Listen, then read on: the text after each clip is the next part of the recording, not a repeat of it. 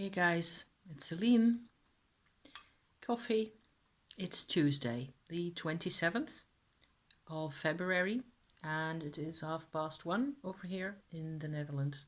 Sun is sort of intermittently shining, bits and pieces. I want to do a witchy check-in rather badly.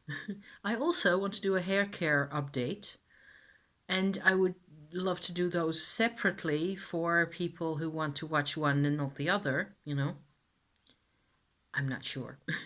I want to talk about the hair. So maybe I will just do a bit of hair care stuff in the witchy check-in, which is what is happening now. Okay, let's just get this show on the road. So I don't know if you can tell, my face, I just feel like hangdog is the expression you want here. This is a hangdog old lady face.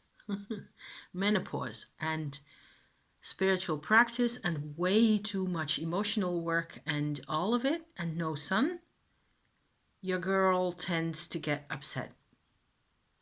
And that's which is why I haven't been on, So yeah. So as to actually I'm rather good on the inside. I am learning things that I ought to have learned when I was 18 years old. So that makes it about 40 years too late in my life, but yay, better late than never is what you tend to say. Actually, no, I am upset that it has taken me 40 effing years to get to this point. Then again, it's a nice view from where I am sitting into things. So going forward, I should be better. I should be getting there. So this is mental health stuff that I'm talking about also. And it's trauma processing and changing, because I can do that nowadays just one step at a time. Changing all sorts of pathways inside myself. So both physically and vibrationally and emotionally and things like that. But it goes really slowly. And even though I feel pretty good most of the time, actually, and I'm also really tired, getting a bit more sunlight is just great, So that is the general state of affairs. It is yes and, but also on the other side, and so on and so forth. A bit of everything, really, which sounds fairly normal to me. So I may get back to the details of that in a bit. Since this is apparently what I'm supposed to be doing. The last video I did on this channel is I did a sort of a reorganization of all my tarot and oracle decks into a large sort of a trunk suitcase that I got over there in my living room. And that is working really well. I am super pleased with the result because I do not have 10 or 12 decks lying around in my workspace where I want to do other things all the time. I get to pay more attention to each individual deck and to sort of consciously and mindfully choose what it is I want to work with, and so on and so forth. It has really been quite transformational just getting that stuff organized. And nearly all my tarot books are also on one shelf together now over there in the wooden cabinet behind me, which you see when I'm sitting over there with the other setup. So everything is much more accessible, and which is kind of nice and different for me because I'm used to chaos. It's one old theme in my life. Living with chaos and accepting, because you don't know anything else or because you don't think that you can change anything about it, just getting on with your life, and never mind that it's actually more chaotic than you personally would like it to be. So adjusting to that and finding my form is kind of awesome. So yeah, so there's quite more awesome points here. I just realized that I actually did another thing yesterday, And today's Tuesday, so yes, that was Monday. I took, this is upstairs and there's nothing to show or except just tell you what I was doing, which is I have about, hang on, which number am I on? 39, I think. Yeah. Wow, actually remembered that. Journals like this, these are dummy empty, notebooks that I buy for like €6 or €7 a piece. I think they're 7. They used to be 5, so they've gone up quite a bit in price. They sell these at your sort of a cheap bookstore. Nothing special, in different sizes. They've got the smaller ones and they've got these, and they've got larger A4 size ones. And I've got several of each. The larger ones I sometimes use for sort of tarot background information or grimoire type text or something like that. Lots of pictures when I have lots of information that I want to access at any given time. This type, especially the red one, even though I occasionally buy a green or blue one, most of these are red.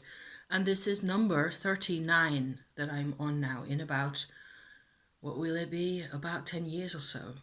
So for a year, 10 years, there you go, 40. So I got a huge pile of these upstairs, and it was taking up a whole lot of space in my book cases upstairs, and I just didn't like it anymore because I don't get at those all that often. I need to very occasionally check up on something.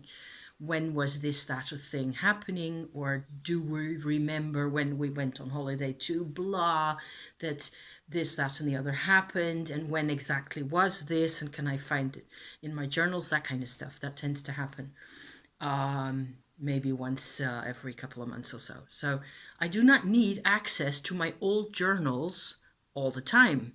Certainly not. Maybe recently a bit more because of the Tumo practice, and that is a whole thing. But other than that, I have, also gone over the recent ones and took out some of the Tumo process notes, and I can always get back to those. So the thing I did is I took them all out of the bookcase. That wasn't so easy because I had to really reach up high like that and then pull a pile out. So they, of course, fell over, and there were journals on the floor everywhere, which was kind of funny. And I was getting mad at them and just, that kind of thing, getting a little baby tantrum there. But I managed to, in the end, just put everything in the big box, and the box is going to go in the attic, and I will be able to tell that among a dozen or so other big boxes very similar to that one, that this is the one that has the journals on in. So that is cool because it means a lot more room in the bookcases, and we have been filtering books also where there's a lot of stuff that we never read or that we don't really find out that we don't really care that much about, and all that needs to go to thrift stores around the place and out of the house. So a bit more of that kind of vibe, where you actually decide for yourself, hey, my decks need to be X, my books need to be Y. My notebooks that I still have a pile of over there that clogged up the place still need to be looked at, because there's a couple of them that have some good stuff in them and others that are pointless and or don't get used or whatever else. I've been in this house mostly a lot of the time doing all sorts of creative endeavors or writing stuff down, doing a lot of astrology, doing a lot of therapeutic for myself, trying to find therapeutic modes of operation, whatever, and it just seems to involve piles and piles of notebooks and fabric and materials and crystals and kit and gear and junk and stuff. So a bit more room for me to actually live in empty space here is nice. So yeah. The hair care, turns out, is a big deal. I don't know if you can tell. So this is my hair now, and it is still very much growing out. The thing that is surprising me most of all, so let me recapitulate a bit before going into the details of now. I have been drastically, at one point a year ago, January 2023, I drastically changed my whole approach to my hair. Inspired by Catherine from the channel Catherine Sewing, that I will link down in the description for you to have a look at. I just had sort of a, I suppose, what's that called? Staggered? A realization. It came over a couple of weeks or months even, in different stages, where I went like, okay, so I myself have been messing up my own hair care really badly for all this time. I had no clue that I could do it differently and that I would actually get the hair that I want, because this is twice the hair, twice the volume, and there's a couple of other points to it that I will get to in a bit, that I used to have. Because I was rough on my hair, I didn't care how I treated it, I didn't pay attention in the slightest. So all I was left with was the toughest and strongest strands of hair that came out of my scalp. And I had a ton of hair loss, always. For as long as I can remember, I've had quite a bit of hair loss. Turns out I was just too rough on my own hair. And so one of the first kind of new ideas that came out of treating it differently has been that the more hair you have, actually, so the gentler, if you're gentle with it, you get more hair, which takes time, okay? Maybe the first realization ever is that it, as a result of doing things differently, has been, okay, so time is a factor. And this, if your hair looks really good, no matter what type of treatment you use on it, or how often you wash it, or what type of product you use, or whatever, the longer you use things that are fairly gentle, the better your hair's gonna look. So people, women especially, with long, glorious, abundant hair and healthy looking hair are often, I think that's why that's so desirable, is it because there's a suggestion in the image, in what you project then, of being well cared for. The hair is the direct representation of the care a woman or a girl gets. So if in that particular respect, okay, so there may be other issues in person's life, I'm not talking about that, but physically, and that is maybe why some of us, myself certainly included, want this longer, thicker hair so badly. We don't even, it's not even like the hair is that important, is that it represents, it brings in a sense of, oh my God, it would be so nice to have long-term safety and care and calm, and what that feels like. The hair shows it.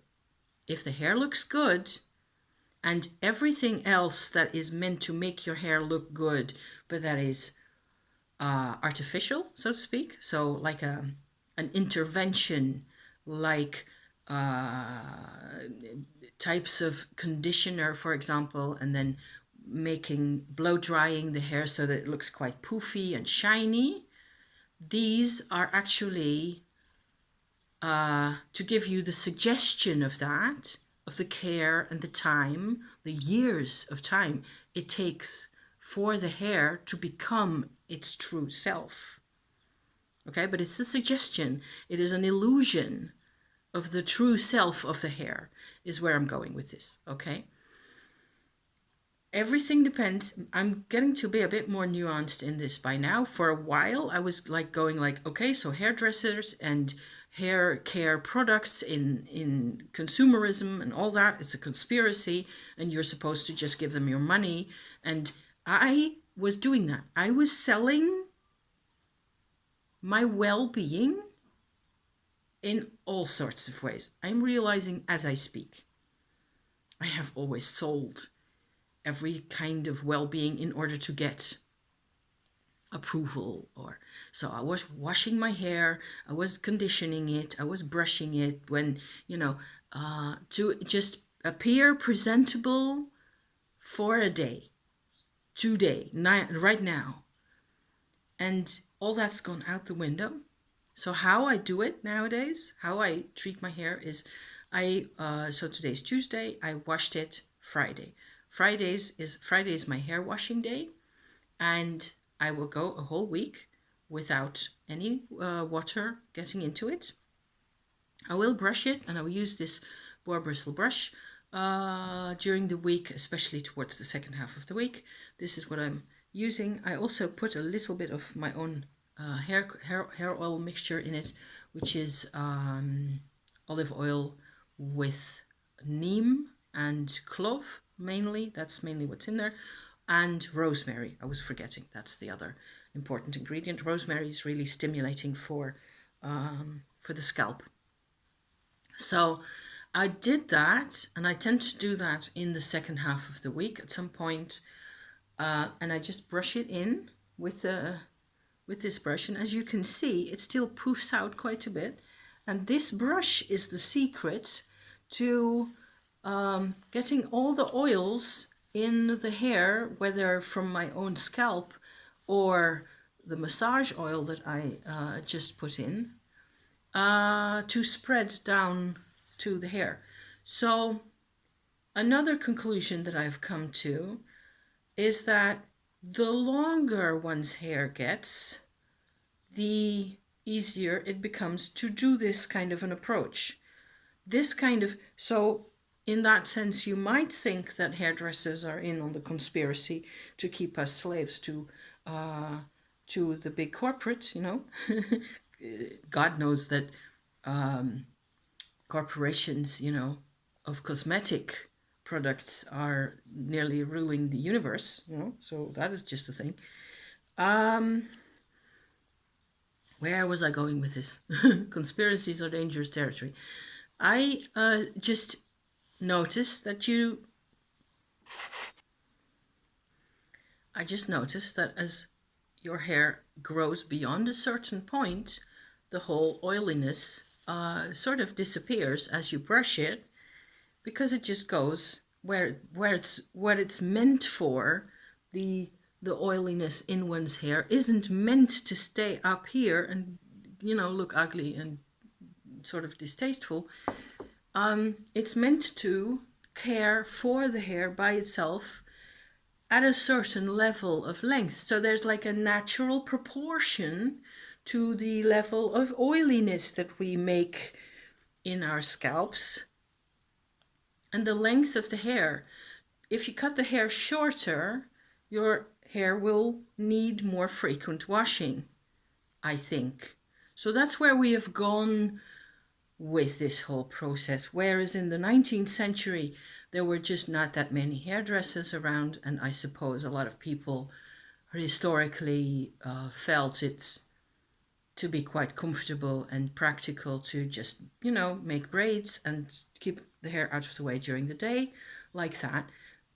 They just had the length, and it was okay. There was a state of balance between what their scalp was doing and the length of their hair. So my hair needs to probably grow quite a bit longer still to be completely. The longer I grow it, the less washing it will need. There's a proportion, there's a connection between it's like a graph nearly that I'm making, the less washing, the longer the hair goes, like this, something like that. Okay, so another new development. So my tree, okay, let me go into what I do, what is different to my hair nowadays. No brushing while it is wet after washing. That is my rule number 1 to 10, really. It is, that is gold for me, for my hair type. So everybody's hair can be different. My hair is fairly straight. If there's a little waviness in here, it's because of the braids. I put a braid in the nighttime. But it's fairly straight and it detangles really easily if I just, don't mess with it. So I can leave it while it's wet and just put a towel around it for a bit, potentially blow dry for 5 minutes if it has been raining and the atmosphere is just very humid around here. Then I can blow dry it for a little bit, as long as I do not try to detangle anything while it is wet. This is the 180-degree opposite of what I used to do always. I have, from the time I was 12 or so, been obsessed with also using conditioner and so on to detangle, because oh my gosh, if you were to not detangle, then once it was dry, it would all be completely matted and you would have a much harder time detangling. Was the idea that I grew up with. And it turns out it's completely 100% wrong for my hair type or for this floof that I got nowadays. So no detangling and none of this, not even a little bit, before it is 2/3, 3/4 of the way dry at least. And then leave it to, just air out as much as possible. Often I will just use one of these types of scrunchies to tie it back and then go about my business during the day, whatever. And once it is kind of completely dry, I will, start going like this, more or less. And I just found out that I can just go ploof, no problem. Now I was brushing it earlier, of course, and as you saw, right? So now it's easy, but I can more or less nearly always just detangle by going like this. So the hair was never the issue, huh? That is rule number 1. No detangling when it's wet. And I've got a couple more. The boar bristle brush is crucial for spreading the hair oils down, which a normal or regular brush that I cannot find in any other shop except a hairdresser's supplies shops. So there's a little bit of conspiracy theory right there. Why aren't these types of brushes more easy to get at, I found this one in not too far from here, but I had to go to a specialist shop. They had lots of different models. I think a dozen or so different models, smaller ones and bigger ones. So I just bought this one in January last year, right away. That's the big difference for being able to carry with relatively shorter hair still, to carry the situation of the scalp further in time so that you do not have to wash as quickly. That was the part of the brush right there. The third point that I'm rather, myself rather impressed with is that I only use natural Indian soapberry powder now for shampoo. So this is the product is called Shikakai, that you can order online easily enough. It costs a couple of euros, so a couple of dollars, same thing. And you mix it up with a bit of water. You wet your hair thoroughly. You pour the mud onto your scalp like this over the bath, and you rub it all in nice, and then you rinse it out. Period. Finito. It's just one session. Sometimes, just for the heck of it, I have it in make 2 portions out of it, where I pour on the first half, scrub it in, rinse, and then pour it on the second half, and same and repeat. There's not much difference, so I can wash my whole hair in 5 minutes with this stuff, and I actually do not even need conditioner because it has a conditioning effect. The soapberry it doesn't make foam at all. It doesn't suds, so it feels really different. I had to get used to that. In the beginning, it was like, hey, but I did feel that my hair was clean. So it was like, okay, this is really different than what I have always been doing. And the squeaky clean hair that you get from shampoo, that doesn't come from soapberry. So there's quite a bit of figuring that out. For me, it works fine. And my hair doesn't smell bad, which is one thing that I've was quite afraid of in the beginning. And I feel like it has maybe been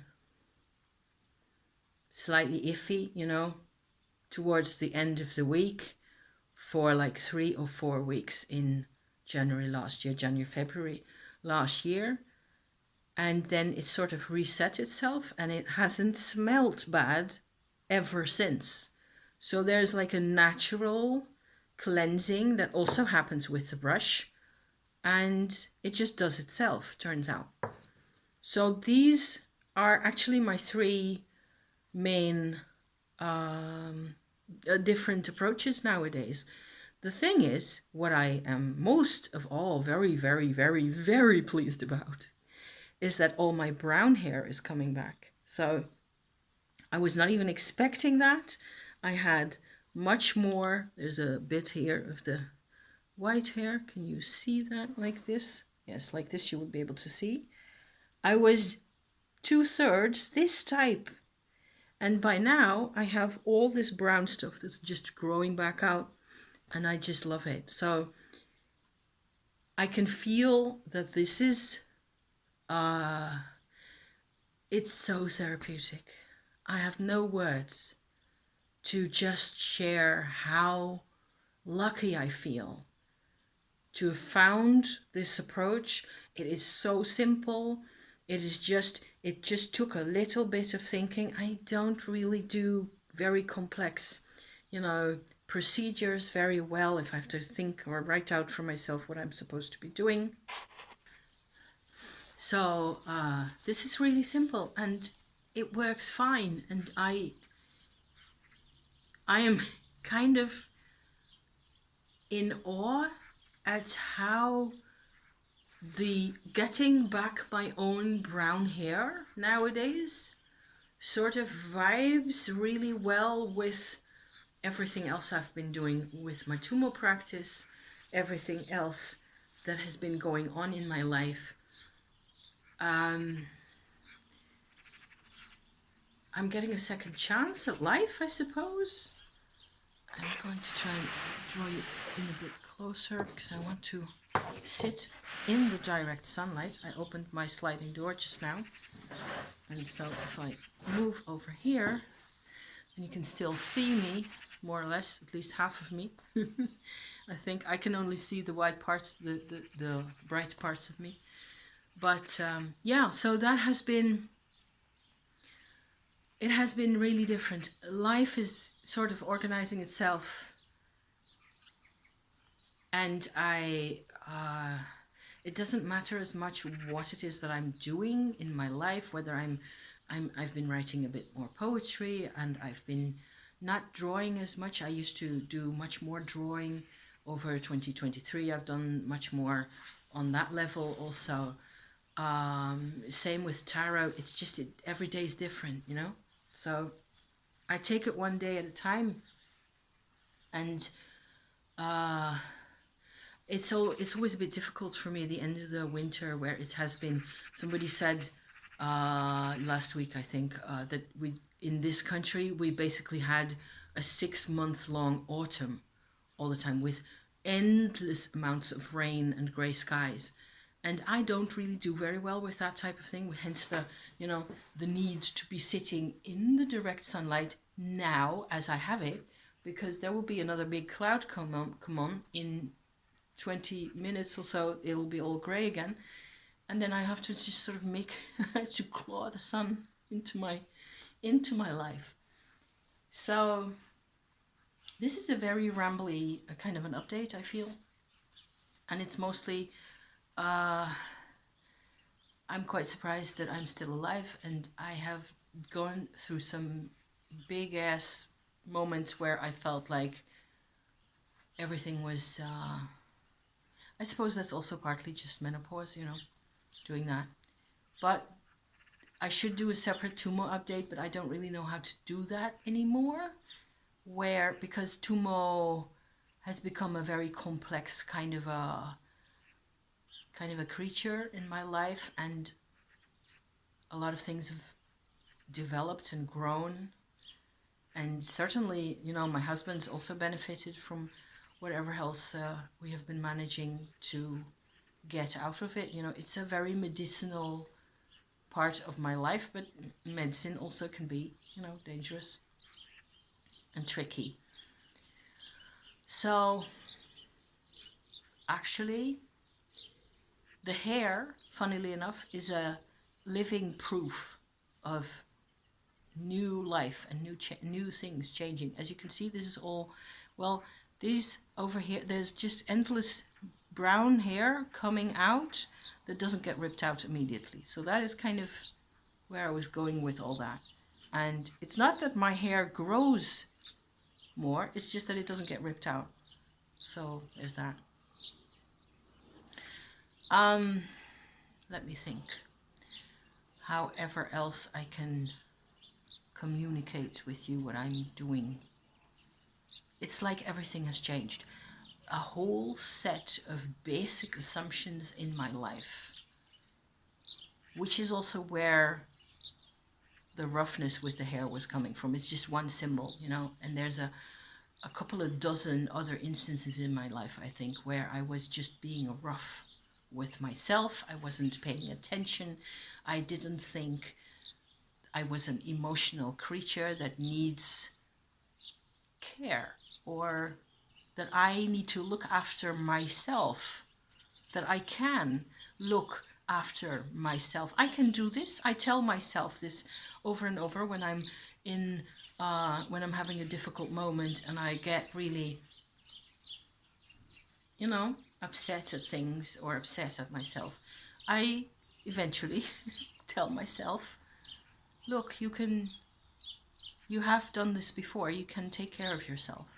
So one thing that my parents and grandparents never learned, so they couldn't teach me about that either. I've had to figure this out together with my husband over the past years, and it's working.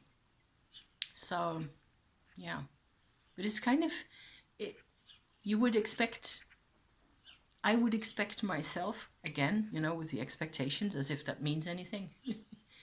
I would expect myself to be more excited and more happy about my results. It's just that I don't really believe any of it yet. Getting sunlight helps me believe, for sure. Things are finally becoming real, you know. And there's mental things where you have to figure out why it is that you're impatient with some things, or some things make you mad, or you just have to make your own path somehow. So yeah, so here we are. Thank you for watching this very rambly, messy kind of a life updates thing, whatever it was. And I'm gonna enjoy the sun a bit more. And I hope to see you soon. Thank you for watching. Bye bye.